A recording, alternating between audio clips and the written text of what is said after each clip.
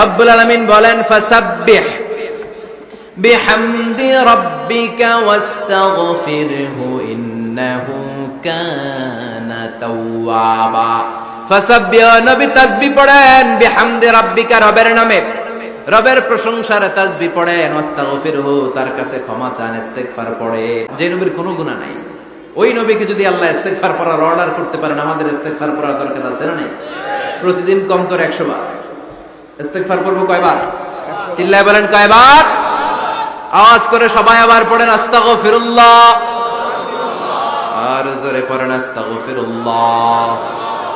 এজন্য পাপ হোক, অন্যায় হোক, শয়তানের ওয়াসওয়াসায় পড়ে নামাজ ছেড়ে দিয়েছি, মিথ্যা কথা বলেছি, আব্বা আম্মার সাথে বেয়াদবি করেছি, জুলুম করেছি, মুহূর্তেই চোখের পানি ঝেড়ে 2 রাকাত নামাজ পড়ে তওবা করে ইস্তেগফার করে ক্ষমা চাইবো কার কাছে? চিল্লায় বলেন কার কাছে? এগুলো হচ্ছে মুমিনের হাতিয়ার, এগুলো বিশ্বাসীদের হাতিয়ার।